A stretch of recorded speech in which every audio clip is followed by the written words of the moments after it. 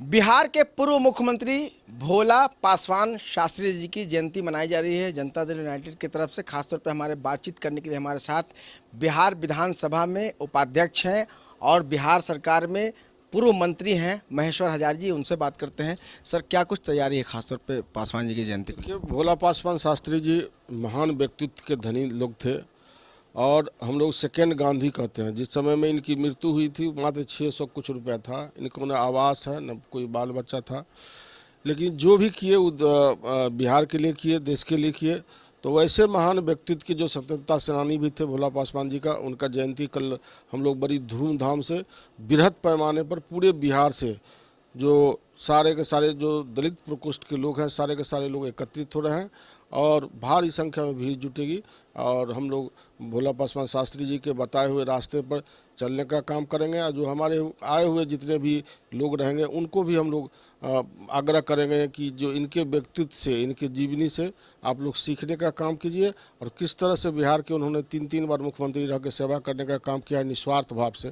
तो आज ऐसे व्यक्तित्व की आवश्यकता है, इसीलिए हम लोग भोला पासवान जी के शास्त्री जी के बताए हुए रास्ते पर चलने का काम करेंगे। कार्यक्रम सर कहाँ होगा और कौन कौन लोग इसमें खासतौर पे शामिल हैं? हाँ, मैं आपके चैनल के माध्यम से सबसे अपील करना चाहूँगा, चूँकि अपना काम सब दिन करते हैं, इसीलिए सामाजिक काम भी करने के लिए सब कोई 21 तारीख के 11 बजे में हमारा जो कर्पूरी भवन है, जो जनता दल यूनाइटेड के कार्यालय है, वहीं पर यह प्रोग्राम होने जा रहा है और हम लोग के जितने समाजवादी नेता हैं सब वहाँ पर एकत्रित होंगे और सब कोई अपना भाषण देंगे, भोला बाबा के बारे में बताएंगे। उससे मैं आग्रह करूंगा सब आम जनताओं से आने का कष्ट करें और भाषण सुन के लाभान्वित होने का काम करें। सर, क्या लगता है कि भोला पासवान जिस तरीके से राजनीति करते थे, बिहार के कई बार उन्होंने नेतृत्व किया, मुख्यमंत्री रहे, तो आज के ज़माने में लगता है कि बहुत सारे नेता उस काबिल हैं, उस लाइन में चलते नजर आ रहे हैं? देखिए, काबिल अभी भी है, एक से एक व्यक्तित्व है। वैसे व्यक्तित्व को जो सच्चाई पर चलने वाले हैं, जो ईमानदार हैं, जो संघर्ष करने वाले हैं, उनको कठिनाई है, लेकिन भगवान घर में देर है अंधेर नहीं है। वो अपने अपने रास्ते पर चलते हैं तो ज़रूर आज न कल जनता की भलाई होती है। और ऐसे बहुत सारे लोग हैं, उन्हीं के बल पर आज भारत चल रही है, बिहार चल रहा है। ऐसे बहुत सारे लोग हैं। उसका ज्वलंत उदाहरण नीतीश कुमार जी हैं। नीतीश कुमार जी बिहार के बारे में कहता था कि कोई भी भगवान भी चलाएगा तो यह विकास नहीं करेगा, लेकिन एक व्यक्ति के व्यक्तित्व और विजन ने आज बिहार को कहां से कहां तक पहुंचाने का काम किया।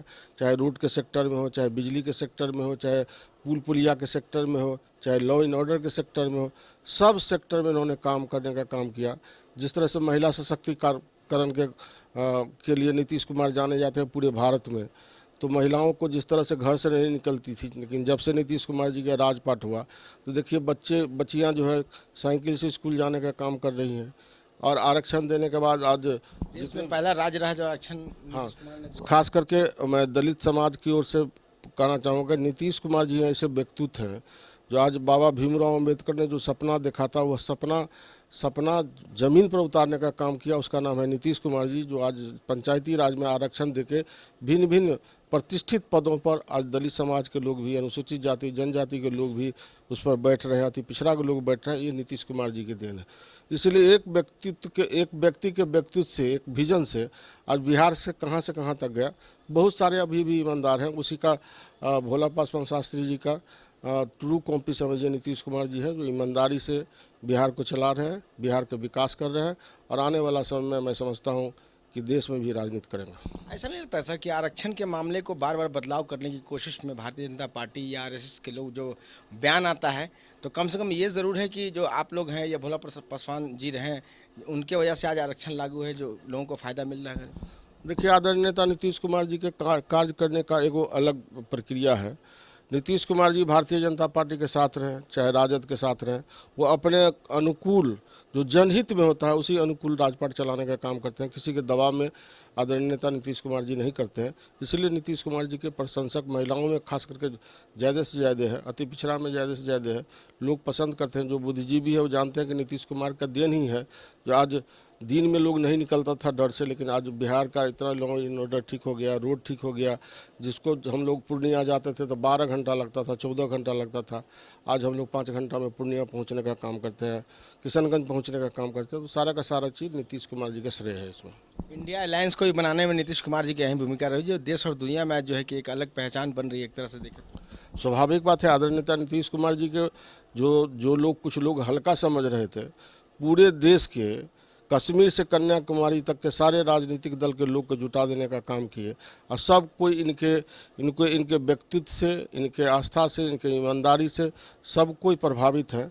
और सब कोई चाहते हैं कि नीतीश कुमार जी देश का एक बार यदि यहाँ संभालेंगे तो मैं समझता हूँ जिस तरह से बिहार को संभालने का काम किए उसी तरह से भारत को भी चकाचौंध करने का काम करेंगे, संभालने का काम करेंगे। एक सवाल और है सर कि G20 की बैठक में देखा गया जिस तरीके से देश के कई राज्यों के मुख्यमंत्री शामिल थे, लेकिन खास तौर पे प्रधानमंत्री ने नीतीश कुमार जी को जो है कि बाइडेन जो अमेरिका के राष्ट्रपति हैं उनसे मुलाकात कराई, क्या कुछ खास नजर आता? देखिए, नीतीश कुमार जी राजनीति में चूंकि भारत सरकार में बहुत दिन से रहे और सराहनीय काम किए, जो पद मिला, जो उनका पोर्टफोलियो मिला, जो विभाग मिला, उस विभाग को उन्होंने 4 चांद लगाने का काम किया। तो नीतीश कुमार जी के एक व्यक्तित्व है, व्यक्तित्व के आदरणीय प्रधानमंत्री जी ने उनके सामने में रखा। जी भी बिहार के मुख्यमंत्री हैं, अच्छे लोग हैं, तो स्वाभाविक बात है अच्छा काम कीजिएगा, अच्छा विजन रहेगा, यदि ईमानदारी से रहिएगा तो सब कोई उसकी प्रशंसा करते हैं। और G20 तो चूँकि हर कंट्री का एक न एक बार सबको मौका मिलता है, तो G20 का मौका इस बार इंडिया को मिला था, अगले बार दूसरे कंट्री को मिलेगा, फिर तीसरे कंट्री को मिलेगा। तो यह कोई अथी नहीं है, लेकिन यह पूरे देश में पूरे जो G20 के जितने सदस्य हैं वो हर कंट्री का उनको कभी न कभी मौका मिलता है कराने का। एक आखिरी सवाल सर आपसे, आप जो झाड़ू नेता हैं, पुराने नेता हैं, एक आखिरी सवाल, महिला आरक्षण जो बिल लागू है इसको किस नज़रिए से आप देखते हैं? देखिए, महिला आरक्षण बिल अभी जितना ही है, मान लीजिए 545 हम लोगों के सांसद हैं, तो उसी में अभी तत्काल लागू कर देना चाहिए। अभी तो महिलाओं के प्रति हमारे नेता आदरणीय नेता नीतीश कुमार जी तो रात दिन लगे हुए हैं किस तरह से सशक्तिकरण हो। उन्होंने पुलिस का जो सेवा होता है, पुलिस सेवा में उन्होंने आरक्षण देने का काम किया, पंचायती राज में आरक्षण देने का काम किया महिलाओं को। तो भिन्न पदों पर आरक्षण महिलाओं को दे रहे हैं, तो महिला के तो तुरंत घोषणा करना चाहिए। लेकिन यह जो सिर्फ मैं समझता हूं कि जो राजनीतिक बातें होती है, राजनीतिक बातें हैं, इसमें आपको डिलिमिटेशन होगा, उस जनगणना पहले होगा, उसके बाद डिलिमिटेशन होगा, तो होते होते 29 में ही यह हो सकता है, संभव है।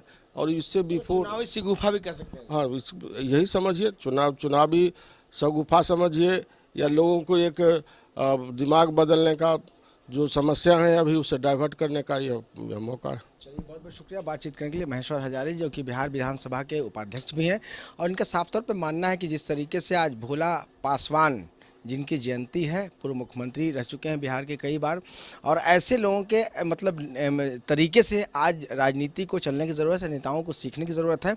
अब जो है कि जयंती होगी, अब देखना होगा कि जयंती के मौके पे कौन कौन नेता शामिल होते हैं। लेकिन ये ज़रूर है कि इनका साफ तौर पर मानना है कि नीतीश कुमार जैसे नेताओं की और भी देश में ज़रूरत है। और नीतीश कुमार ने जिस तरीके से इंडिया अलायंस को मुकम्मल तरीके से मजबूत करने का काम किया है, कहीं ना कहीं ये अपने आप में तारीफ़ के काबिल है। कैमरा पर्सन शशि कुमार के साथ आफ्ताब आलम, न्यूज़ बाइस्कोप, पटना।